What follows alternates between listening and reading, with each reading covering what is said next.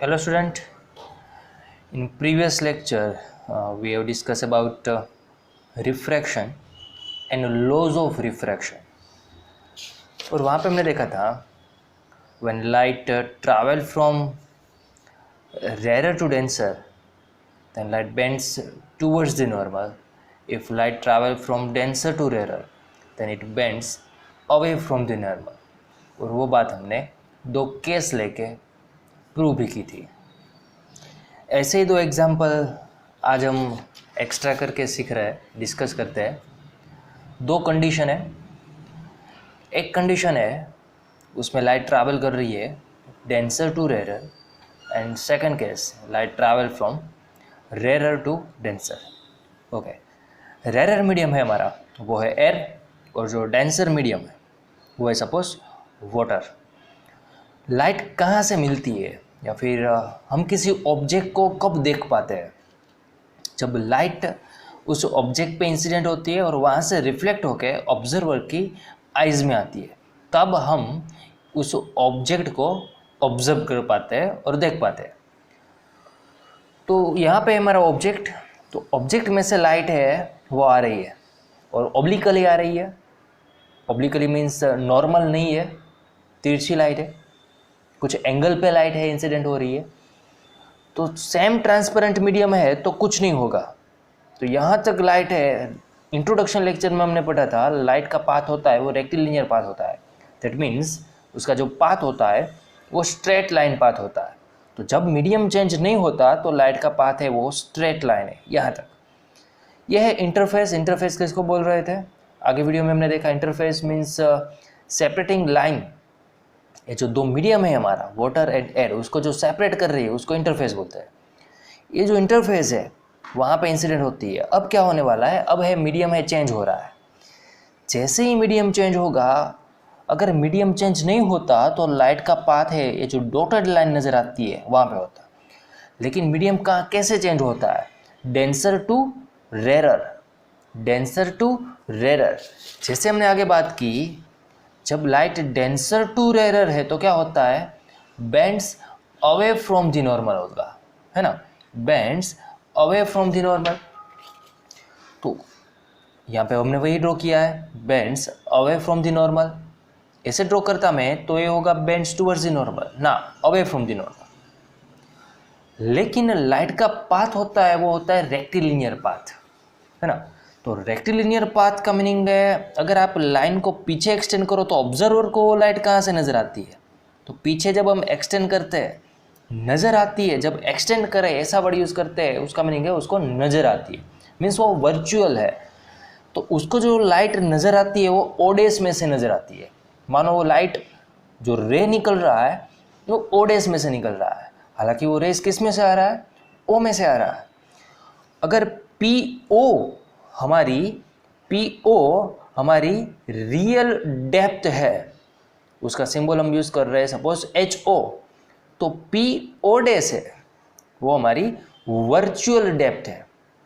HO हमारी actual या फिर रियल डेप्थ है जो हमारी डायग्राम में PO नज़र आती है। वो ये इतनी है वो है HI और ये है वो है HO। तो HO यहाँ पे क्या मिलता है? ज़्यादा मिलता है। HI है उसको वर्चुअल डेप्थ या फिर एपरेंट डेप्थ भी कहा जाता है। ओके, सेम कंडीशन, लेकिन लाइट जो ट्रैवल कर रही है वो है रेरर टू डेंसर। फिर से डेंसर मीडियम वाटर ही है और रेरर मीडियम है वो मानो एयर का मीडियम है। ऑब्जर्वर है वो एक फिश है या फिर कोई स्विमर है जो डेंसर मीडियम में है, और बैंक पे किनारे पे एक ट्री है, ट्री का कोई पत्ता, वो है हमारा ऑब्जेक्ट। ऑब्जेक्ट में से ही लाइट ऑलवेज निकलती है, तो ऑब्जेक्ट में से लाइट निकल रही है। सेम मीडियम है एयर का। जब मीडियम चेंज नहीं होता तो लाइट का जो पाथ होता है वो straight line means rectilinear path होता है, तो स्ट्रेट लाइन में से आगे बढ़ रही। लेकिन यहाँ से ये है इंटरफेस, दोनों मीडियम को सेपरेट कर रही है वो लाइन। यहाँ से क्या होगा? मीडियम चेंज हो रहा है, जैसे ही मीडियम चेंज होगा, अब क्या होगा, रिफ्रैक्शन होता है। जब मीडियम चेंज होता है, लाइट है उसकी डायरेक्शन चेंज होती है, बेंड होती है। लेकिन कैसे बेंड होगी, अवे फ्रॉम द नॉर्मल या टूवर्ड्स द नॉर्मल। देखते हैं रेयर टू डेंसर, जैसे हमने आगे डिस्कस किया है, rare to denser first condition, rare to denser होता है तो आर छोटा होता है, आई बड़ा होता है, उसका मीनिंग है bends towards the normal. Video number 2 refraction का, वो आप देख लो, इसके आगे का वीडियो है वो देख लो आप। Bends towards the normal draw करनी है हमें लाइट। तो रेयर टू डेंसर जब होता है तो ये है हमारा नॉर्मल, जैसे आगे भी नॉर्मल था, ये टूवर्ड्स द नॉर्मल। तो ऑब्जर्वर है उसको क्या नज़र आता है, रियल में लाइट ओ में से आ रही है, लेकिन ऑब्जर्वर को क्या नज़र आता है, फिर से लाइन है उसको पीछे एक्सटेंड करो, क्योंकि पाथ रेक्टिलिनियर होता है इसके लिए। तो ऑब्जर्वर है उसको नज़र आता है लाइट ओ डेस में से आ रही है, हालांकि आ किस में से रही है, ओ में से, ओ फॉर ऑब्जेक्ट। ओके, तो जो पी ओ है, ये है हमारी रियल हाइट, और ओडेस पी है वो है हमारी वर्चुअल या फिर एपरेंट हाइट। तो यहाँ पे एच ओ छोटा है, देखो एच आई बड़ा है, H O is less than H I. Okay, तो ये कंसेप्ट था, वो था actual height and real height के बीच में रिलेशन, और actual depth and real depth के बीच का रिलेशन। हमने रिफ्रैक्शन के डेफिनेशन में हमने एक वर्ड यूज़ किया था, ऑब्लिकली। अगर मानो ये जो लाइट है, ये पहले तो ये इंटरफेस है, यहाँ पे एयर मीडियम है, यहाँ पे एक डेंसर मीडियम है, यहाँ पे ऑब्जेक्ट है, ऑब्जेक्ट में से लाइट कुछ सपोज ऐसे आ रही है, मीडियम चेंज नहीं हो रहा है, इसके लिए लाइन का पाथ है वो स्ट्रेट पाथ है। अगर आप यहाँ पे नॉर्मल ड्रॉ करेंगे तो कुछ ऐसे नॉर्मल बनेगा। इंसिडेंस एंगल क्या है यहाँ पे, 0। इंसिडेंस एंगल किसको बोला था हमने, इंसिडेंट रेस का इंसिडेंट पॉइंट पे हमने जो नॉर्मल ड्रॉ किया है उसके साथ जो एंगल है दैट इज इंसिडेंट एंगल। जैसे यहाँ पे ड्रॉ किया था, आगे रिफ्लेक्शन में भी यही ड्रॉ किया हमने, है ना। तो यहाँ पे आई है वो 0 है। हमारे पास एक रिलेशन था n1 sine i is equal to n2 sine r. तो sine r is equal to n1 sine i upon n2। Sine r को सब्जेक्ट बनाया, यहाँ पे आई क्या है, 0 है, इंसिडेंस एंगल यहाँ पे 0 है, तो यहाँ पे वैल्यू पुट करो आई की। साइन 0 कितना होता है, 0, है ना। n1 sign 0 upon n2, sign 0 0 होता है, 0 अपॉन n2 0। तो साइन आर आपको क्या मिला, 0। अगर साइन आर 0 है उसका मीनिंग हुआ आर भी क्या है, 0। क्यों, क्योंकि साइन आर 0 है तो ये एंगल 0 ही होना चाहिए।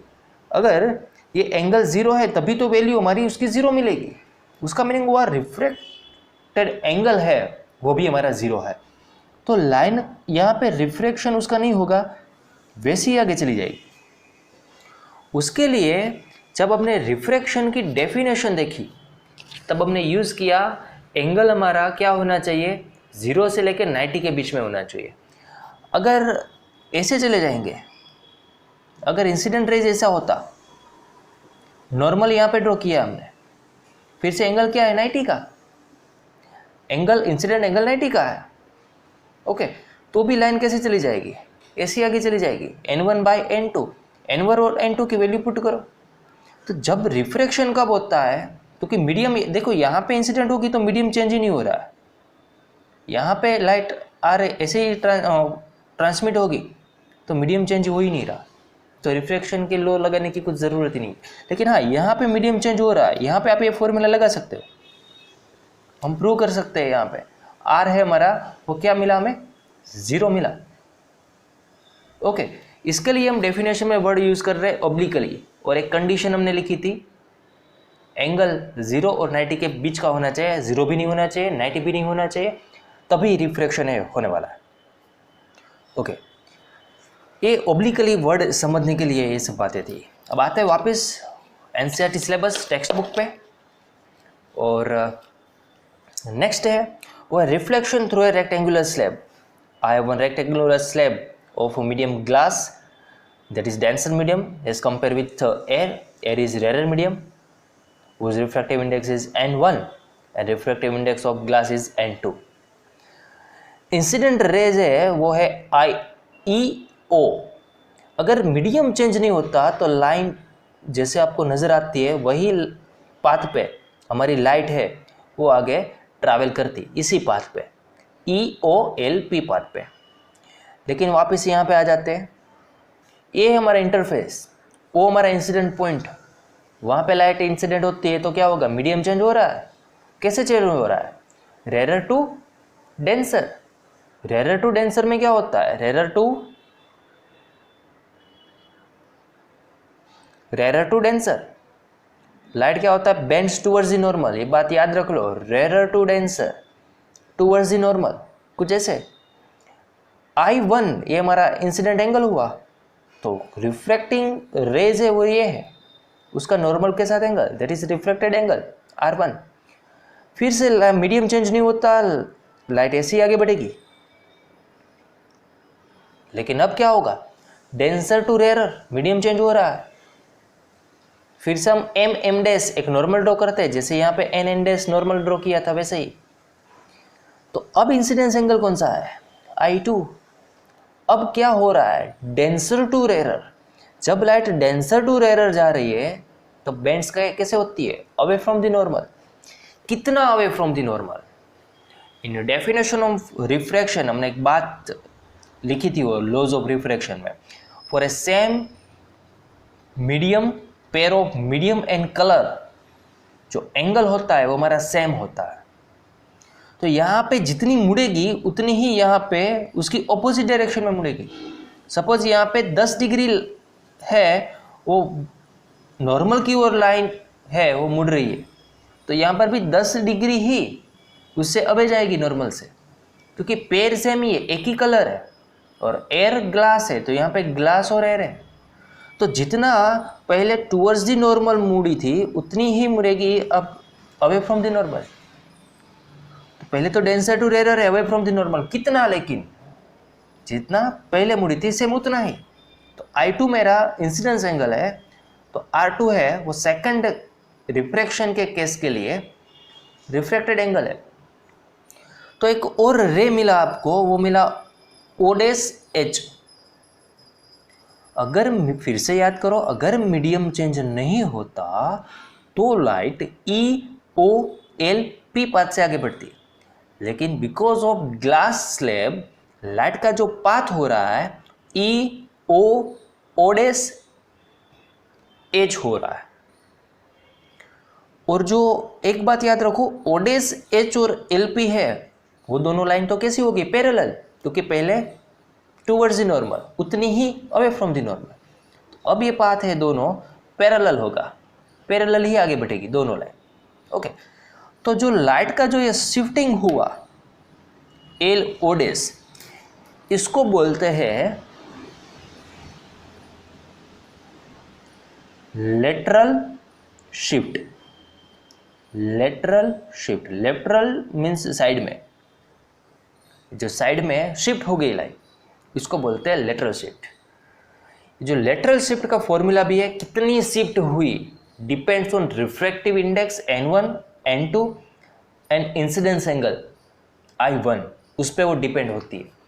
इसका फॉर्मूला भी हम प्रूव करेंगे, लेकिन वो 12th साइंस में चैप्टर नंबर 10th में, ओके, और या फिर JEE नीट में उसको आपको प्रूव करना है। वो इस स्लैब की थिकनेस पर भी डिपेंडेड है। तो इस वीडियो में यहाँ तक रखते हैं। थैंक यू, देखते रहिए eScience Plus।